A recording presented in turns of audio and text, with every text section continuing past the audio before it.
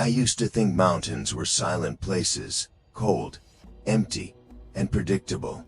But that belief shattered the day I learned about what happened in the winter of 1959, deep in the northern Ural Mountains.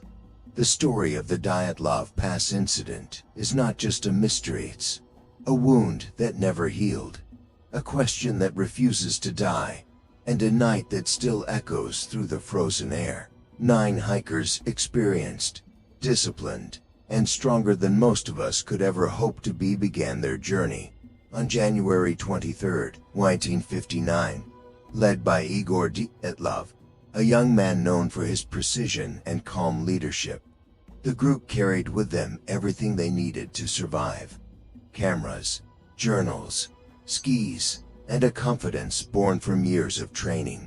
Their goal was simple: reach a remote mountain known by the indigenous Mansi people as Kolatsyakal, the Mountain of the Dead. No one knows if the name was a warning or a prophecy. The hikers moved deeper into the wilderness. Photographs later recovered from their cameras show them smiling, laughing, pushing through the snow with determination. Nothing in those images suggests fear. Nothing hints at what was coming. And then silence. A silence that lasted far too long. When the hikers failed to return, search teams were sent. What they discovered still haunts investigators, scientists, and survivors to this day. The first sign of the group was their tent still standing, but sliced open from the inside. Inside, everything was in order.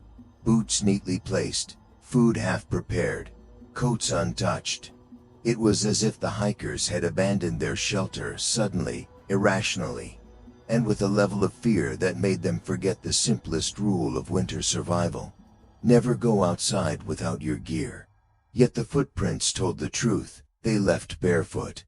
In the night, in temperatures far below freezing. Why? No one knows. The rescuers followed the tracks down the slope and soon found the first bodies near a cedar tree.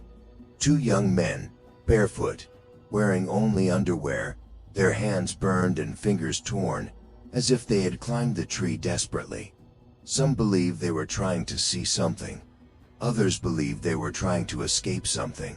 A small fire had been lit beneath the tree, but it wasn't enough to save them.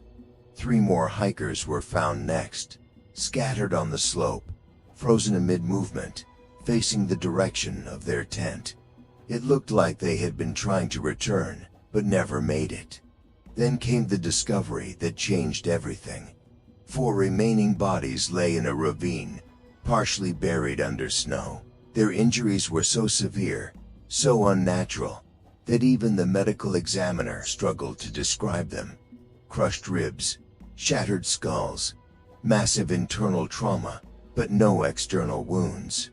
No bruises, no cuts, as if some enormous force had struck them, without ever touching their skin.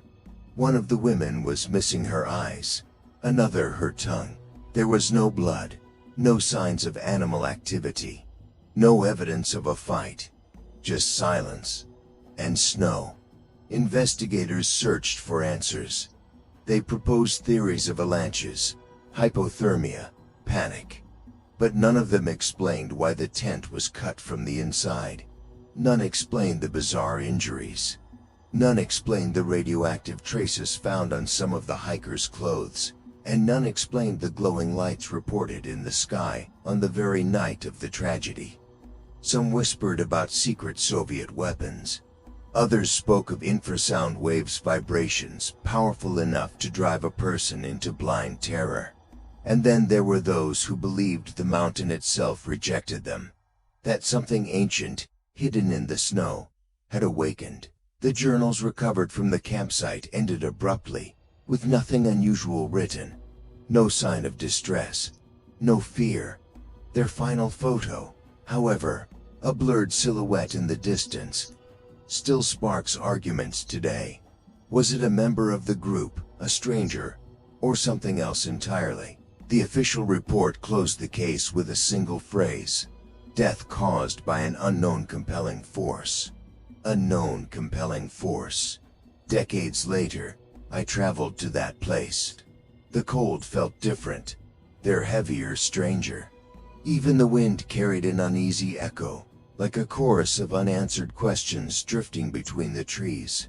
Standing in that frozen pass, I imagined the final moments of those 9 souls. Did they hear something? See something? Did they flee from a danger? Or toward a desperate hope? The truth remains buried somewhere beneath the snow, and every winter, when the wind howls through the valley, it sounds almost like a warning. A reminder that some mysteries were never meant to be solved.